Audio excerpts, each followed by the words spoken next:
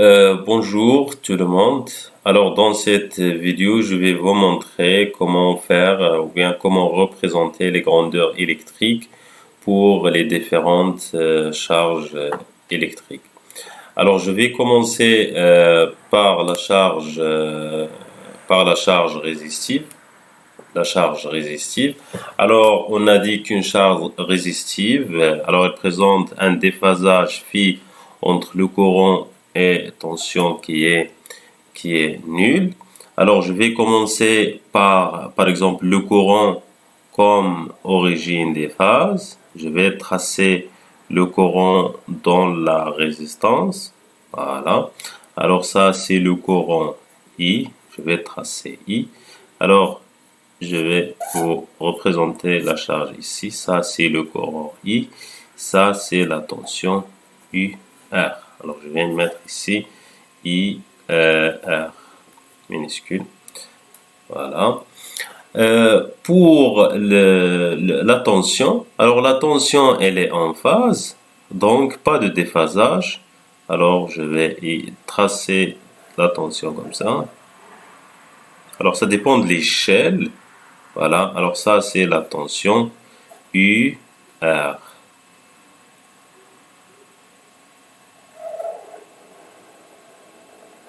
Alors pas de déphasage entre la tension et le courant.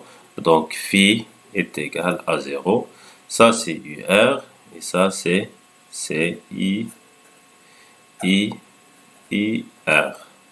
Voilà. Alors le déphasage est égal à 0. Alors on a représenté IR de T et UR de T.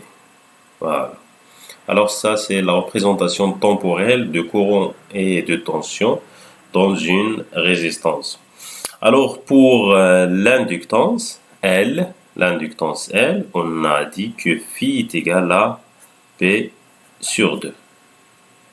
P sur 2, donc le courant il est en retard par rapport à la tension. Alors je vais tracer le courant, mais cette fois-ci je vais un peu diminuer, réduire l'amplitude de courant. Alors ici j'ai pris comme origine des phases le courant. Ça c'est le courant normalement IL. C'est ça le courant IL. Ça c'est 0, l'origine 0. Ça c'est pi, je peux écrire ici pi. Ça c'est 2pi. Pi sur 2, elle est là. C'est ça P sur 2. Voilà. Alors la tension, elle est en avance. Donc je vais tracer la tension comme ça avec une amplitude un peu grande. Ça c'est P sur 2. Cette distance normalement ce sera ici, presque là.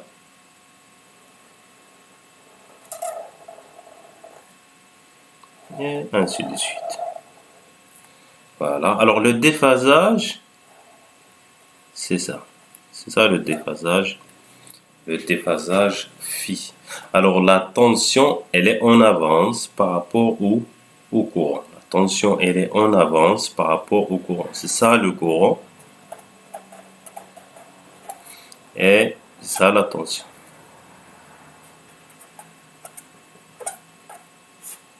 Voilà. Alors ici, le courant. La tension est en avance. La tension, elle est en avance par rapport au courant. Et le courant, bien sûr, il est en retard. Alors, je passe à une charge capacitive, C. Alors, phi, ça c'est phi L. Phi C est égal à moins P sur 2. Alors, le courant, je vais tracer le courant. Tout d'abord, le courant IC. Ça, c'est le courant IC dans le condensateur. Ça, c'est P sur 2. P sur 2. Alors, ici, normalement, c'est la tension. Ici, alors, la tension aura cette forme.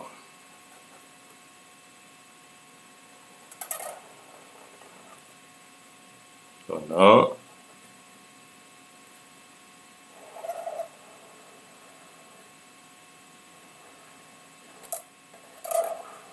Alors, c'est ça la tension UC. Alors, le déphasage, elle est là.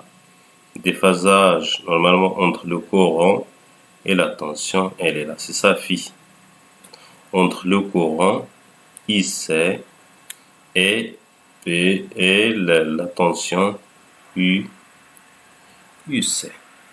Voilà. Alors, normalement, phi, dans ce cas-là, est négative. Si je prends UC comme origine, alors vous voyez ici que phi est négative. Donc, ici, le courant, il est en avance. Il est en avance par rapport à la tension. Ici, la tension, elle est en avance par rapport au courant. Voilà. La tension et le courant, ils sont en phase. Maintenant, dans le cas pratique ou bien réel, dans les cas réels, alors on trouve des charges, on ne trouve pas des charges purement inductives ou bien résistives, etc. Mais on trouve une charge qui contient par exemple une inductance en série avec une résistance, etc. Alors, comment on va faire ou bien comment on va procéder pour tracer l'évolution temporelle et faire apparaître le déphasage? Alors, je vais commencer par le freiner pour déterminer tout d'abord les déphasages. Après, on passe pour tracer la représentation, bien l'évolution temporelle. Alors, je vais commencer comme origine des phases par le courant I. Alors, déjà, on a fait ça. Le courant I. Voilà. Le courant I, elle est en phase avec UR. I, parce que c'est une résistance. Donc, je vais tracer UR. Voilà. Je vais utiliser le vecteur. Voilà. I majuscule avec vecteur. Ça, c'est UR. Après, je vais tracer UL qui est en avance parce que c'est une inductance parfaite. Donc, je vais tracer UL vecteur. Alors, la somme UAB est égale à UL plus UR. La somme vectorielle UAB est égale à UR plus UL. Donc, je vais tracer la somme. Je vais amener UL de ce côté et je vais tracer la tension UAB. Voilà. Le déphasage entre la tension UAB et le courant, elle est là. Donc, je vais faire phi ici. Je vais mettre phi de ce côté. Voilà. Alors maintenant, pour tracer l'évolution temporelle et faire apparaître le déphasage, qu'est-ce que je vais faire? Alors ça, c'est en fonction de temps. Je vais prendre le courant comme origine des phases. Alors, je peux avoir un déphasage du courant par rapport à 0, par exemple. Mais ici, pour simplifier un peu, je vais prendre le courant comme origine des phases. Ça, c'est le courant, normalement, I de T. Voilà. Alors, pour UAB, tracer UAB, alors, elle est en avance avec un déphasage avec un déphasage phi. Alors, elle est en avance, donc je vais tracer ici le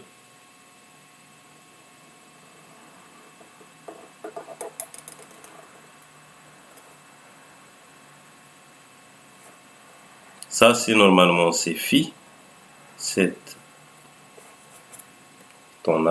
bien cette durée, je peux déduire phi à partir de cette durée. Donc, je vais compléter. Voilà. Et ainsi de suite. Alors ça, c'est I. Ça, c'est U, A, B, Le déphasage, elle est là, c'est un déphasage qui est positif. Donc, si cette charge RL se comporte comme une charge inductive.